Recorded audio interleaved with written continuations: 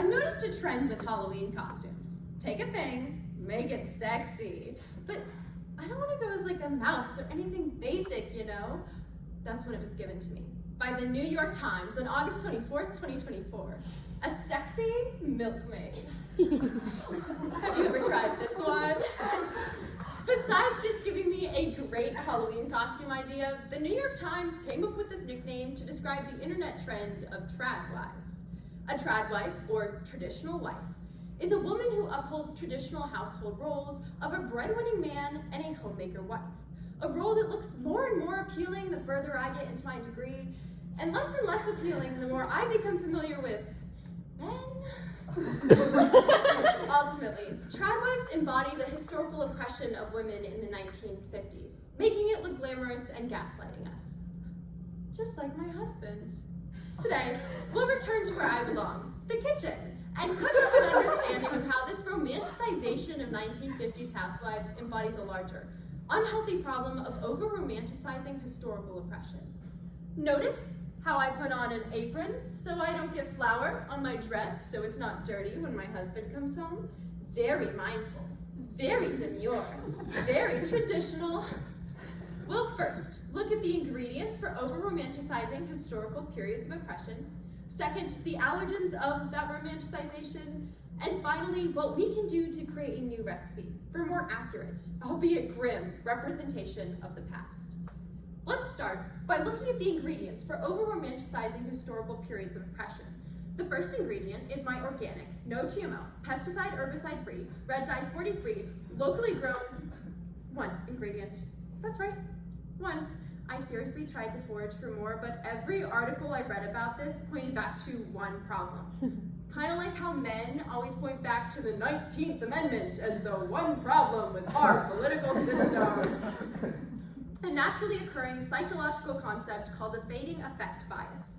According to 3 highly intelligent, overqualified men and a woman, this psychological phenomenon is when we remember good and we forget bad.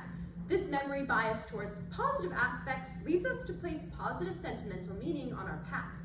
Like how snatched my waist would have been during the corset age. Ultimately, there are 2 reasons for this bias: memory archaeology and our neural pathways. Let's start with memory archaeology. Our memories aren't stored in perfect little boxes. There are bits and pieces everywhere. Doctor of Psychology Ann Wilson uses the metaphor of an archaeologist to explain. Whenever you try to remember something, your brain picks up the little pieces and reassembles it into something that looks logical, and that's your memory. But memories aren't just this archaeological concept. They're also in our neural pathways. A 2012 scientific study published in the magazine Neuron explains that the same location in your brain fires when you're remembering your past and dreaming about your future. Thankfully, a man was there to explain the article to me, so I now know that people who remember their past fondly have more hope for the future because of the lingering good vibes in the neurons or something like that. This gives our brain motivation to want to remember our past fondly. And because of memory archaeology, it can do that to us. Together, this creates our sole ingredient of the fading effect bias. Now, every good recipe has some allergens, and romanticization is no different. But the allergens in this cake affect a lot more people than just peanuts. The main 2 effects are celebration of savagery and postmortem oppression. The first effect, the celebration of savagery. When I get tired of doom scrolling, I turn to the next reliable source, Reddit. One day I stumbled across a forum that asked people to name the most over-romanticized time period. One user shared, "For the life of me, I will never understand why so many people these days over-romanticize the Viking Age. I mean, murder, rape, slavery. I don't remember all of that in How to Train Your Dragon." Let's just brush that under the rug, because look, cool boats, cool undercuts, cool fight scenes. Sorry, woman pockets. Whenever we promote periods like the Viking Age, we're promoting narratives that push grotesque violence and countless scenes with shirtless men, which I personally don't object to. Yeah. The second effect, postmortem oppression. More like postmortem obsession, am I right? No. Okay, not talking about me right now. Whenever we cover up or forget to tell these stories of people who were oppressed, we're allowing that oppression to continue past their death. Take the movie The Greatest Showman, for example, which portrayed P.T. Barnum's relationship with his employees as a friendship, rather than what it actually was, legal slavery. In fact, the movie conveniently forgets to mention that Barnum got his start by renting out an older black woman named Joyce Heth, claiming she was 161 and used to work for George Washington. Then, when she died, he sold 1,500 people tickets to her autopsy, and that money was what started the circus. I mean, just imagine that conversation. Hey, little Johnny, we got you a trip for your birthday. Really, Mom? Disney World? Nope, we're gonna go watch an old black woman get cut up. Yay! And 150 years in the future, our money will pay for Zendaya to be serenaded by Zac Efron.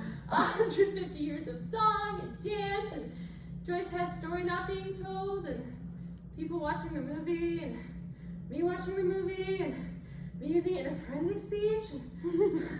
Am I a bad person? Is Zac Efron still hot? Finally, let me give you a simple two-step recipe for a more accurate representation of the past. So easy, even a woman could do it. First, if you're going into the industry, film, writing, or even being an influencer, that means more than 1,000 followers. Don't make crap.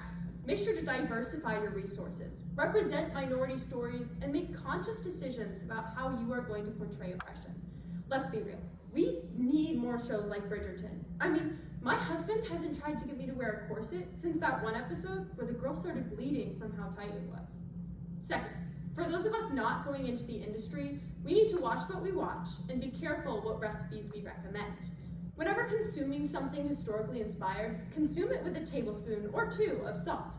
Fact check and ask questions. Kind of like how it's important to ask your female if it's that time of the month whenever she's mad at you. Asking questions and doing additional research on historical time periods helps ensures that the nostalgic narratives and the biases in that show don't affect the way we factually view that time period. And whenever you're recommending shows to a friend, be careful. If a recipe calls for 5 cups of show tunes, 3 hot male leads, and just a sprinkle of rape, maybe don't recommend it. That's it. That's the solutions. They're really simple. Remember, woman. Now, let me package the solutions for you in a casserole dish so you can take it H-O-T-T-O-G-O. Thank you. Thank you. Now, let's step out of the kitchen and into the bakery, because even though I'm done cooking, I'm not done baking. Number 9. Today, we looked at the ingredients for over-romanticizing historical periods of oppression, the allergens of that romanticization, and finally, what we can do to create a more accurate representation of history. Tradwifery is the largest current embodiment of over-romanticization of historical oppression today. But let's make sure it stays that, a historical oppression, by pushing back against the over-romanticization that happens online. Unless, of course, it's the over-romanticization of my husband, Zac Efron.